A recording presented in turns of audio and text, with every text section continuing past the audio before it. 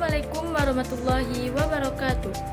Perkenalkan, nama saya Sherly Monica dengan NIM 240510602990. Baik, di sini saya akan menjelaskan tentang pendidikan kewarganegaraan MISD. Saya akan menjelaskan dari makalah kelompok 1 sampai kelompok 7. Dosen pengampunya yaitu Agra Dwi Saputra MPD. Baik, di sini makalah pertama yaitu tentang pengenalan simbol sila dan nilai-nilai Pancasila di lingkungan terdekat atau keluarga.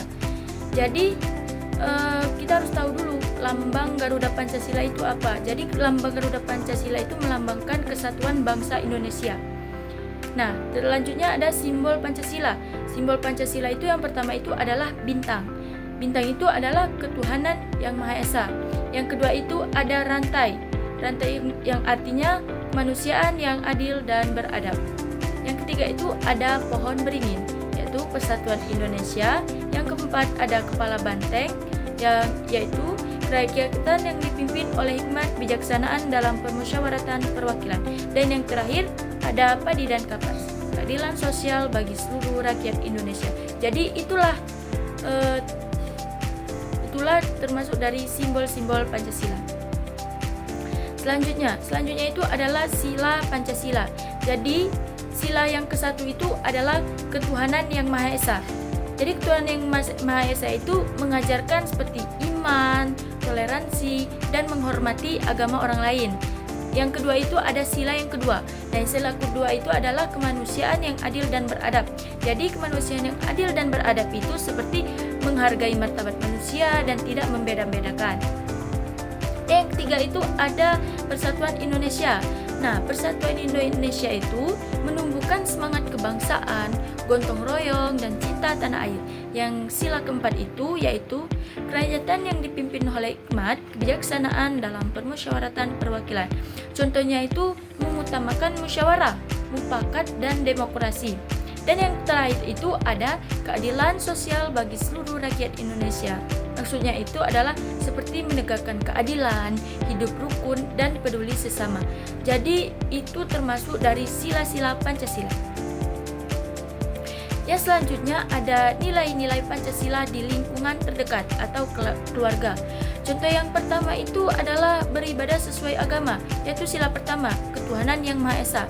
Kita itu harus beribadah sesuai agama kita. Misalnya agama Islam itu ibadahnya sholat, mengaji. Kalau ibadah lain itu ada lagi kita nggak tahu sesuai dengan agamanya masing-masing. Nah, yang kedua itu saling menyayangi dan membantu anggota keluarga. Jadi sesama keluarga itu kita harus saling membantu dan saling menyayangi. Yang ketiga itu menjaga kekompakan dan kebersamaan keluarga. Dan yang keempat itu bermusyawarah dalam mengambil keputusan bersama. Jadi kita harus bermusyawarah dalam mengambil keputusan bersama di dalam keluarga itu agar tidak tertimbulnya perpecah belahan. Dan yang terakhir itu adalah adil dalam pembagian tugas rumah. Next, selanjutnya makalah yang kedua. Jadi makalah yang kedua ini menjelaskan tentang makna setiap sila dalam kehidupan sehari-hari. Contohnya itu di keluarga, sekolah, dan masyarakat. Jadi yang pertama itu ada sila pertama, yaitu ketuhanan yang Maha Esa. Contohnya di keluarga itu seperti menanamkan nilai-nilai religius, membiasakan beribadah, saling menghormati keyakinan antar anggota keluarga. Itu contoh dari keluarga. Yang kedua itu contoh dari sekolah. Sekolah itu sepertinya memberikan kebiasaan beribadah, mengajarkan toleransi antar umat beragama. Jadi di sekolah itu kita harus mengajarkan kebiasaan beribadah seperti mengajarkan tentang sholat. Itu sila yang pertama, Tuhan yang Maha Esa yang ada di sekolah. Dan yang terakhir itu ada di masyarakat. Masyarakat itu contohnya itu menumbuhkan sikap saling menghormati antar pemeluk agama. Jadi walaupun agama kita berbeda-beda, kita harus tetap saling menghormati. Yang kedua itu toleransi, dan yang terakhir itu hidup berdampingan secara damai. Next, selanjutnya yaitu ada sila yang kedua. Sila yang kedua itu kemanusiaan yang adil dan beradab. Jadi Yang pertama itu ada di keluarga. Jadi dalam keluarga itu kita harus menghormati semua anggota keluarga, saling membantu dan berperilaku sopan santun. Yang kedua itu ada di sekolah. Jadi di sekolah itu harus mengajarkan empati kepada siswanya. Terus kita harus saling menghargai sesama teman. Itu di sekolah. Dan yang terakhir ada di masyarakat. Jadi di masyarakat itu harus membiasakan sikap peduli, membantu sesama dan menjunjung tinggi martabat sesama. Itu termasuk dari sila yang kedua, yaitu kemanusiaan yang adil dan beradab. Terus selanjutnya sila ketiga. Sila ketiga ini persatuan Indonesia. Jadi di dalam keluarga kita itu harus menjaga kerukunan, persatuan. Jadi kita harus rukun. Terus mengutamakan kepentingan bersama dan menciptakan suasana yang harmonis. Terus di sekolah. Jadi di sekolah itu kita tuh harus membangun solidaritas dalam kegiatan bersama. Jadi kita itu kalau misalnya ada kegiatan, kita itu harus solid, harus bersama-sama. Agar apa? Agar tujuan kita itu tercapai sesuai dengan keinginan kita atau tujuan kita. Terus yang terakhir itu ada masyarakat. Jadi dalam masyarakat itu agar menjadi persatuan Indonesia itu contohnya itu mengutamakan kepentingan bangsa di atas kepentingan pribadi atau kelompok. Terus menjaga kerukunan dan gotong royong. Agar apa? Agar menjadi persatuan Indonesia. Selanjutnya ada sila yang keempat. Jadi sila yang keempat ini adalah kerakyatan yang dipimpin oleh hikmat, kebijaksanaan dalam permusyawaratan perwakilan. Jadi contohnya di dalam keluarga itu adalah membiasakan musyawarah, membiasakan musyawarah atau berkelompok atau berkomunikasi untuk menyelesaikan masalah bersama. Itu contoh dari keluarga. Terus yang kedua itu dari sekolah. Jadi dari sekolah ini seperti melaksanakan musyawarah kelas dan menghargai pendapat teman. Jadi kita sebagai seorang guru harus mengajarkan kepada siswanya saling menghargai pendapat teman. Jadi apabila ada pendapat dari temannya, kita harus menghargai. Terus contohnya di masyarakat itu adalah mengutamakan musyawarah dalam menyelesaikan dan menerima hasil keputusan bersama. Next, yang terakhir adalah sila yang kelima. Jadi sila yang kelima ini adalah keadilan sosial bagi seluruh rakyat Indonesia. Contohnya di keluarga itu adalah adil dalam pembagian, perhatian, kebutuhan, dan tugas rumah tangga. Kalau di dalam sekolah itu memberikan kesempatan belajar dalam fasilitas secara merata. Jadi kita itu harus adil secara fasilitas maupun dalam kesempatan belajar. Kita harus sebagai seorang guru itu harus adil. Terus yang terakhir itu masyarakat. Jadi contohnya itu menjaga pemerataan pembangunan dan berusaha menciptakan kesejahteraan sosial. Itu contoh di masyarakat. Oke, selanjutnya ini ada makalah kelompok 3. Jadi makalah kelompok 3 ini membahas tentang Pancasila sebagai kesatuan utuh, dasar negara, pandangan hidup, dan ideologi. Ini mempelajari sejarah kelahiran Pancasila serta karakter dan sikap para perumusnya. Oke, jadi yang pertama itu kita akan membahas tentang Pancasila sebagai kesatuan utuh. Jadi Pancasila itu terdiri atas 5 sila yang merupakan satu kesatuan yang saling berkaitan dan tidak dapat dipisahkan. Jadi 5 sila ini dia sudah menjadi satu kesatuan yang tidak dapat dipisahkan. Nah, yang kedua itu ada Pancasila sebagai dasar negara. Jadi Pancasila ini juga sebagai dasar negara. Kenapa? Karena Pancasila ini menjadi landasan bagi seluruh penyelenggaraan kehidupan bernegara dan sumber hukum tertinggi di Indonesia. Contohnya sila pertama itu ketuhanan yang Maha Esa. Jadi ketuhanan yang Maha Esa itu maksudnya beragama. Jadi kita sebagai agama Islam, kita tuh harus menjalankan apa yang telah ditentukan oleh agama Islam itu. Jadi makanya itu Pancasila itu sebagai dasar negara, menjadi landasan bagi seluruh masyarakat Indonesia. Terus yang ketiga itu ada Pancasila sebagai pandangan hidup bangsa. Kenapa Kenapa menjadi sebagai pandangan hidup bangsa? Karena Pancasila itu menjadi pedoman dalam bersikap dan bertingkah laku bagi seluruh rakyat Indonesia. Tadi sudah dijelaskan di sila yang ketiga, persatuan Indonesia itu ada gotong royong. Jadi dengan adanya gotong royong, bangsa Indonesia itu bisa bertingkah laku, bersikap sesuai dengan sila yang yaitu persatuan Indonesia. Makanya itu Pancasila itu menjadi pedoman bagi hidup bangsa Indonesia. Terus yang keempat itu ada Pancasila sebagai ideologi nasional.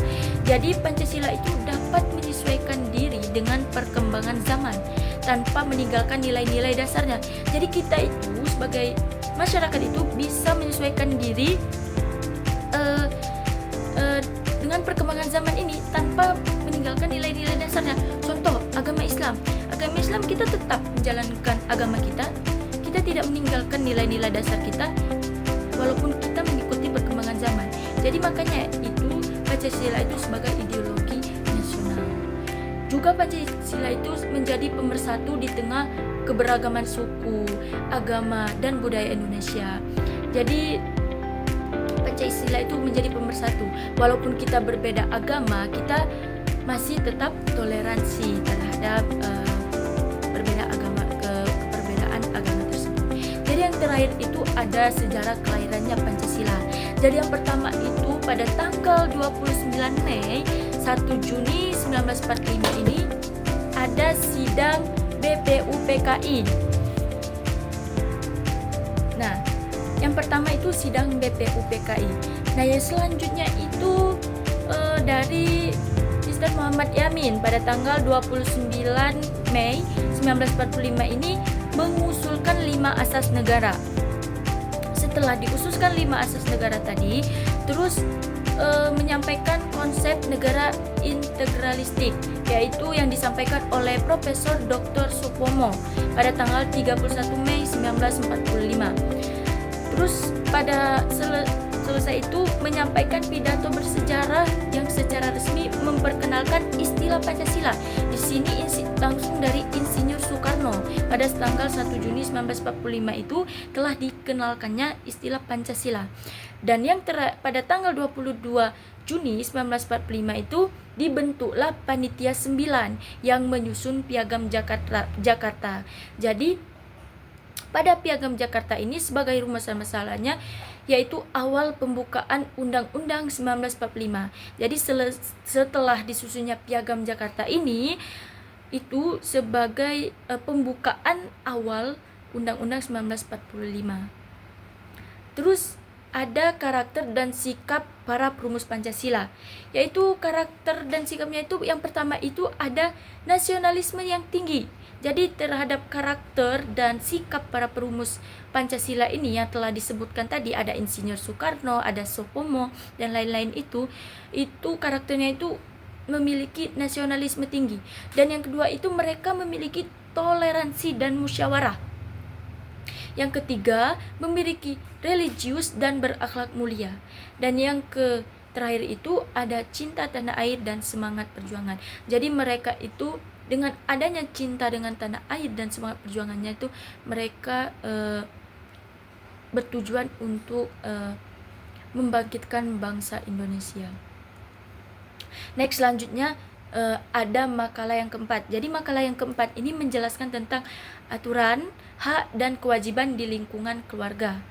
Jadi kita harus tahu dulu, di sini definisi keluarga itu adalah kelompok sosial terkecil yang terbentuk karena pernikahan yang terdiri dari ayah, ibu, dan anak. Itu yang dimaksud dengan keluarga. Terus selanjutnya, peran keluarga itu sebagai apa? Jadi peran keluarga ini sebagai pendidik pertama bagi anak-anaknya. Itu peran keluarga. Yang kedua itu tempat membentuk kepercayaan diri. Jadi anak-anak itu dengan agar bisa memiliki kepercayaan diri dibentuk dulu dari keluarganya.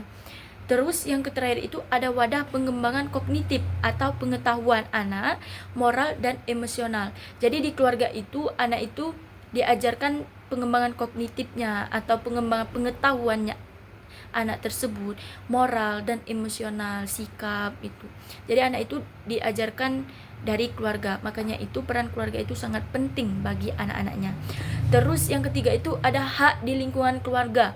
Yang pertama itu adalah hak hidup, terus ada hak sandang, hak pangan, dan hak tempat. Itu hak keluarga di negara Indonesia. Dan yang keempat itu ada kewajiban di lingkungan keluarga. Kewajiban di lingkungan keluarga ini yang pertama menghormati dan mentaati orang tua. Jadi kita sebagai seorang anak, kita harus menghormati dan mentaati orang tua. Yang kedua itu ada membantu pekerjaan rumah. Jadi apabila ada pekerjaan rumah, kita itu harus saling membantu. Dan yang ketiga ini harus belajar dengan bersungguh-sungguh. Jadi kita itu sebagai kewajiban sebagai seorang keluarga itu kita itu harus belajar sungguh-sungguh.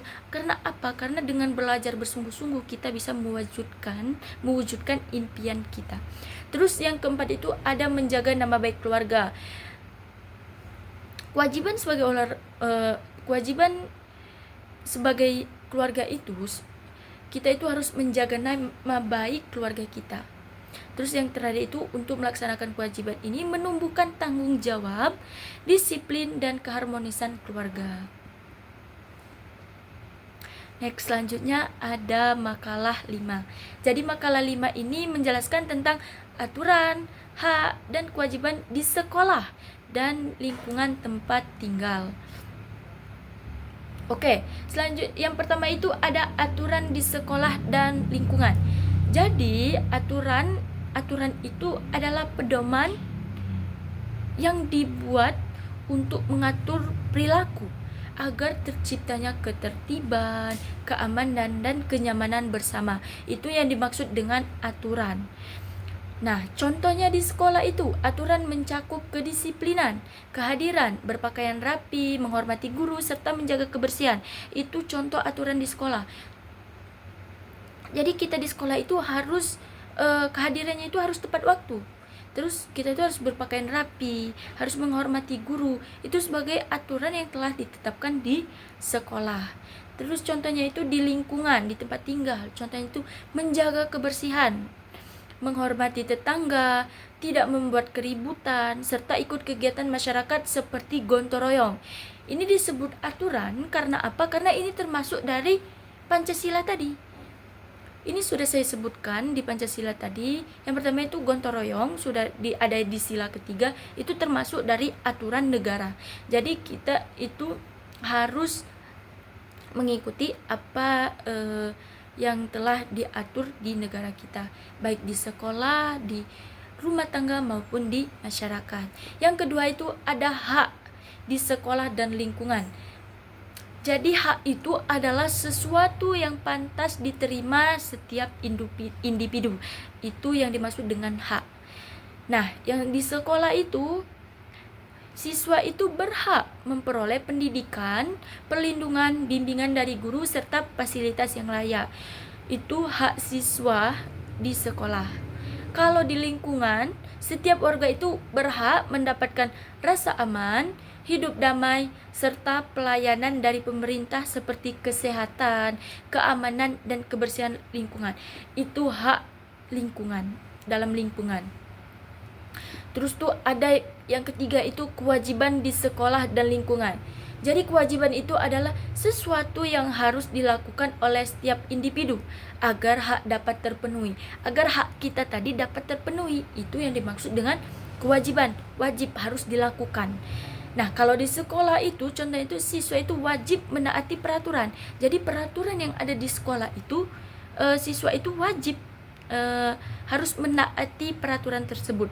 Terus belajar dengan sungguh-sungguh dan menghormati guru dan teman. Kalau di lingkungan, contohnya itu menghormati sesama. Kita itu harus saling hormat. Kita itu harus saling menghormati. Agar apa? Agar tidak terciptanya terpecah belah terhadap masyarakat tersebut. Terus kita itu harus ikut menjaga kebersihan serta keamanan. Sebagai masyarakat kita itu harus menjaga kebersihan. Percuma dong pemerintah ngasih kita kebersihan, tapi dari masyarakatnya tidak mengikuti aturan-aturan yang telah ditetapkan oleh pemerintah. Maka itu kita itu harus mentaati kewajiban dan hak aturan yang telah ditetapkan oleh pemerintah, baik di sekolah, lingkungan maupun di masyarakat. Terus yang keempat itu hubungan antara aturan, hak, dan kewajiban. Jadi hubungan mereka ini saling berkaitan. Karena apa? Karena hak dapat diterima jika setiap orang itu melaksanakan kewajiban dan menaati aturan. Jadi hak itu bisa diterima jika seseorang itu mentaati atau melaksanakan kewajiban yang telah ditentukan dan aturan yang telah ditentukan oleh pemerintah. Itu hubungannya. Next, selanjutnya makalah kelompok 6. Jadi makalah kelompok 6 ini menjelaskan tentang konsep norma atau kesepakatan beserta hak dan kewajiban sebagai warga negara. Terus mempelajari musyawarah untuk membuat aturan bersama di keluarga dan sekolah. Jadi yang pertama itu saya akan menjelaskan tentang konsep norma dan kesepakatan. Jadi norma tadi adalah kesepakatan ya. Jadi norma adalah aturan atau pedoman yang mengatur perilaku dalam kehidupan bermasyarakat agar terciptanya ketertiban, keadilan, dan kedamaian. Itu yang dimaksud dengan norma. Terus kesepakatan. Kesepakatan ini adalah hasil dari musyawarah bersama yang disetujui oleh semua pihak dan ditaati. Itu yang dimaksud dengan sepakat. Terus yang kedua itu hak dan kewajiban sebagai warga negara. Jadi hak itu adalah suatu yang pantas diterima seperti hak mendapat pendidikan, keamanan, kebebasan berpendapat, dan pelayanan publik. Terus itu kewajiban, kewajiban sebagai warga negara, yaitu adalah sesuatu yang harus dilakukan seperti mentaati hukum, menghormati orang lain, ikut menjaga ketertiban, dan berpartisipasi dalam pembangunan. Itu adalah kewajiban masyarakat, kewajiban warga negara. Terus yang ketiga itu ada musyawarah dalam membuat aturan bersama di keluarga dan di sekolah. Jadi musyawarah itu adalah cara mengambil keputusan bersama melalui diskusi dan mufakat tanpa memaksakan kehendak. Itu yang dimaksudkan dengan musyawarah. Terus keluarga. Jadi keluarga ini musyawarah itu dilakukan untuk menentukan aturan rumah seperti pembagian tugas atau waktu belajar. Itu contoh di dalam keluarga. Musyawarah di dalam keluarga. Yang kedua itu ada di sekolah. Jadi di sekolah ini contohnya itu musyawarah itu digunakan untuk membuat tata tertib kelas. Jadi saat membuat tata tertib kelas itu kita harus bermusyawarah agar pendapat dari orang lain itu bisa kita terima dan bisa kita simpulkan agar tidak menimbulkan perpecah belahan antara sekolah tersebut. Terus tuh kita bisa menyelesaikan masalah secara bersama. Itu yang di sekolah. Dengan adanya musyawarah itu setiap anggota merasa dihargai, keputusan lebih adil, dan aturan yang dibuat akan lebih ditaati dengan adanya musyawarah. Jadi musyawarah ini sangat penting bagi kehidupan bernegara ini. Next, selanjutnya makalah ke-7. Jadi makalah ke-7 ini menjelaskan tentang identitas diri sendiri seperti jenis kelamin, hobi, bahasa, agama di rumah dan di sekolah. Jadi yang pertama itu ada identitas diri. Jadi identitas diri itu adalah ciri khas atau jati diri seseorang untuk membedakannya dari orang lain. Identitas diri itu menunjukkan siapa kita sebenarnya, yang meliputi jenis kelamin, hobi, bahasa, agama, serta peran di rumah dan di sekolah. Itu yang dimaksud dengan identitas diri. Jadi yang kedua itu ada jenis kelamin. Jadi jenis kelamin ini menunjukkan apakah kita itu seseorang laki-laki atau seseorang perempuan. Itu jenis kelamin. Terus ada hobi. Hobi itu adalah kegiatan yang disukai dan sering dilakukan pada waktu senggang. Jadi hobi ini adalah kegiatan yang kita sukai. Contohnya itu membaca. Kita itu hobi membaca. Kita itu suka membaca itu. Dengan membaca itu kita bisa menambah wawasan. Kita itu pokoknya senang. Apa yang kita lakukan itu kita itu menyukai. Seperti membaca membaca tadi. Terus yang keempat itu ada bahasa. Jadi bahasa ini adalah alat komunikasi yang digunakan untuk berbicara dengan orang lain. Seperti kita menggunakan bahasa Indonesia. Jadi itu adalah alat komunikasi bagi kita semua untuk berkomunikasi dengan orang lain, untuk berbicara dengan orang lain dengan adanya bahasa ini. Jadi bahasa itu banyak, ada bahasa Inggris, bahasa Arab, bahasa Indonesia, dan banyak lagi hal-hal. Ada bahasa tersendiri kan, kayak disusun ke seperti di tempat-tempat tinggal masing-masing gitu. Jadi bahasa itu banyak. Tujuannya itu apa? Ya tujuannya tadi untuk berkomunikasi dengan orang lain. Terus yang terakhir itu ada agama. Jadi agama ini adalah keyakinan kepada Tuhan yang menjadi pedoman hidup dalam berbuat baik dan berbicara. Jadi dengan adanya agama, kita itu mempunyai keyakinan bahwa kita itu ada Tuhan gitu, bahwa kita itu mempunyai pedoman hidup dalam berbuat baik dan berbicara. Kita mempunyai pedoman hidup untuk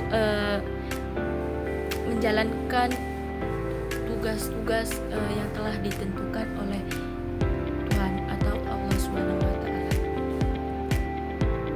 Oke, demikianlah presentasi yang saya sampaikan tersebut. Jika ada kata salah, saya mohon maaf, kepada Allah saya mohon ampun. Saya akhiri. Wassalamualaikum warahmatullahi wabarakatuh.